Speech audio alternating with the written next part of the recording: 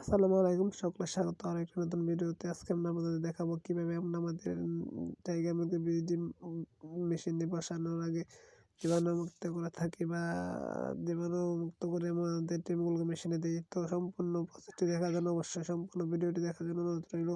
তো প্রথমে আমরা আমাদের একটি বড় বাসনে বগলে আমরা কিছু পরিমাণ পানি নিয়ে পানিতে সরাসরি আমরা কিছু পরিমাণ পটাশ ধুয়ে দিই, যাতে দেওয়ার পর আসলে ওই পটাশে পানি দিয়ে আমরা ডিমগুলো ধুয়ে নিই। তো ডিম আসলে দেওয়ার ২ টা পদ্ধতি আছে। একটা স্প্রে করে ডিমকে জীবাণুমুক্ত করা, তো আরেকটা হচ্ছে সম্পূর্ণ ডিমগুলো ধুয়ে দেওয়া। তো আমরা আমাদের মেশিনে যেহেতু আগের কিছু ডিম দেওয়া আছে, সেজন্য আমরা আমাদের ডিমগুলোকে সম্পূর্ণ ধুয়ে দিয়েছি। এই জন্য যে যদি আমাদের ডিমে কোনো জীবাণু থাকে, তো মেশিনে যেহেতু আগে পর্যন্ত ডিম দেওয়া আছে, সেই ক্ষেত্রে কোনো জীবাণু থেকে অনেক সমস্যা বা রোগবালাই হতে পারে। সেজন্য আমরা আমাদের ডিমগুলো সুন্দরভাবে পরিষ্কার করে বা সম্পূর্ণ পানিতে ভিজিয়ে রাখার পর তুলে এগুলো ভালো একটা শুকনো ন্যাকড়া দিয়ে পচে পরিষ্কার করে তখন আমরা ট্রেতে দেই এবং ডিমগুলো বসানোর উপযুক্ত করে। তো এভাবে আমাদের যে আজকে আমরা ডিম বসাবো তা আপনাদেরকে দেখাইতেছি। তো এই দেখেন, এখানে আমাদের আরো ২০০ পিস ডিম জীবাণুমুক্ত করা হয়েছে। তো প্রায় আজকে আমাদের ৩০০ পিসের মতো ডিম জীবাণুমুক্ত করে আমরা আমাদের মেশিনে দেব।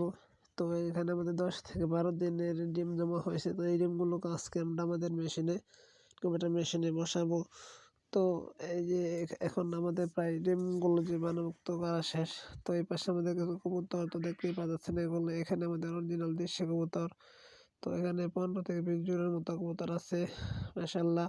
তো এই ডিমগুলো দেখলেন, এগুলো হচ্ছে ছোট বড় এবং যে ডিমগুলো ফাটা বা নষ্ট হয়, এভাবে আমাদের ডিমগুলো আস্তে আস্তে দেওয়ার পর প্রায় শেষ বা জীবাণুমুক্ত করা শেষ।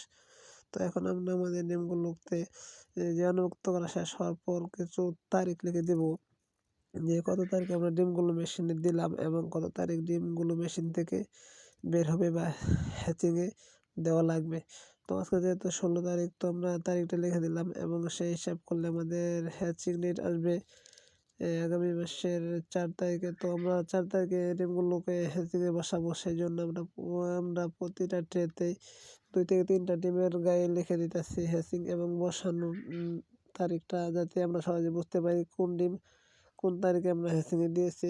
তো এটা দেওয়ার মূল উদ্দেশ্য হলো এটাই। ভুলে গেছিলাম, তো আমরা স্প্রে করে না দেওয়ার আমাদের যেহেতু মেশিনে আগের ডিম দেওয়া থাকে, তো বাচ্চা ওইখানে বাচ্চা ফোটার সময় থাকে, যেহেতু আমরা আমাদের একটা মেশিন, তো সেই জন্য আমরা ডিমগুলো সম্পূর্ণ দিয়ে দিই। তো অনেকে জিজ্ঞাসা করতে পারেন ডিমের মধ্যে সমস্যা হয়। এখন আমরা আমাদের ডিমগুলোকে নিয়ে যাইতেছি আমাদের মেশিন যেখানে রাখা বা আমাদের ঘরে। তো এখানে ১০০ ডিম নিয়ে আসলাম। তো মাশাআল্লাহ, এই দেখেন আমাদের মেশিন এটা। তো এই মেশিনে এখন আমরা ডিমগুলো বসিয়ে দেব। তো ডিমগুলো বসানোর আগে আমরা আমাদের ডিমগুলোকে এখন আমাদের মেশিনের সামনে নিয়ে আসলাম। দেখতেই পাচ্ছেন ডিমগুলো। তো এখন আমরা আমাদের মেশিনের ভেতরে আপনাদের মেশিন দেখাবো।